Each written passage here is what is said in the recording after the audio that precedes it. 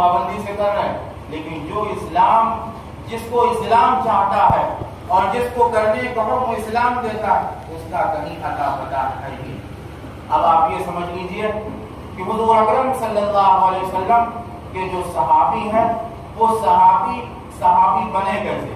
ان کو صحابی کیوں کہا جاتا ہے؟ یا آپ یہ سنتے ہیں کہ فلاں صحابی نے یہ بات کہی، کبھی یہ کہا کہ صحابہ یہ کہہ رہے ہیں، کہ صحابی کیا چیز ہوتی ہے؟ اس کے بارے میں محدثین نے ایک اصطلاح قائم کی اور ارشاد فرمایا کہ من لقی النبی صلی اللہ علیہ وسلم، جس نے ایمان کی حالت میں رسول اللہ صلی اللہ علیہ وسلم سے ملاقات کر لی، ومات علیہ، اور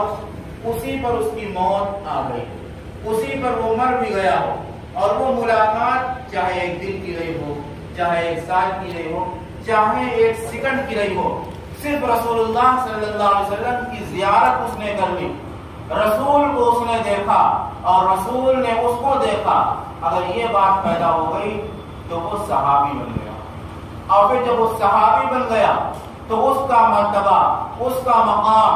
اتنا بلند ہو گیا، اتنا عالی ہو گیا کہ اب قیامت تک اگر اس کے بعد پوری دنیا میں ولی اللہ ہی پیدا ہوئے ہو،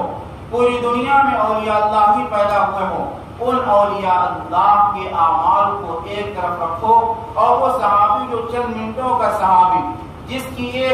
پر رسول اللہ صلی اللہ علیہ وسلم کی صرف ایک نظر پڑی ہے، وہ صحابی کا عمل اور وہ صحابی ان لوگوں سے آگے بڑھ جائے گا، اس کا مرتبہ آگے بڑھ جائے گا، آگے ہوگا، کیوں؟ اس لیے کہ اس کو رسول کی ایک نظر مل گئی، اس لیے کہ رسول کی نظر میں اتنا پاور ہے، رسول اللہ صلی اللہ علیہ وسلم کی نگاہ میں اتنی طاقت تھی کہ جس پر ایک مرتبہ وہ نظر پڑ گئی پھر اس کی دنیا بھی سنور گئی اور آخرت بھی سنور گئی، بلکہ اللہ اعلان کرتا ہے کہ رضی اللہ عنہم ورضوا عنہ، ان سے یعنی صحابہ سے اللہ بھی راضی ہے اور یہ صحابہ بھی اللہ سے راضی ہے۔ تو محرم الحرام میں حضرت سیدنا حسین کا تذکرہ تو خوب زور شور سے ہوتا ہے اور صحابہ کا بھی تذکرہ ہوتا ہے، اور کرنا چاہیے بھی، اور یہ بتانا اور سمجھنا بھی چاہیے کہ اسلام میں صرف حضرت سیدنا حسین رضی اللہ عنہ کی شہادت کی نہیں، بلکہ اسلام میں سال میں کوئی ایسا دن نہیں ہے جس دن اللہ کے پیغمبر کا کوئی نہ کوئی صحابی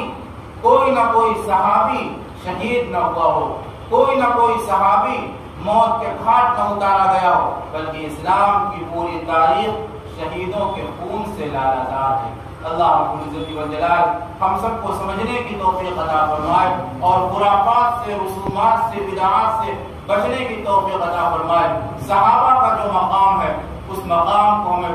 سمجھنے کی توفیق عطا فرمائے۔ حضرت سیدنا حسن اور حضرت سیدنا حسین رضی اللہ عنہ اجمعین، اور اسی طرح حضرت سیدنا علی کا جو مقام مرتبہ ہے اس کو سمجھنے کی توفیق عطا فرمائے۔ حضرت علی سے محبت میں اتنا زیادہ ہم آگے نہ بڑھیں کہ حضرت علی کو حضور سے ملا دیں، حضرت سیدنا حسن اور حسین کی محبت میں ہم اتنے آگے نہ جائیں کہ حضرت حسن اور حسین کو ابوبکر، عمر، عثمان، علی سے بڑھا دیں، یہ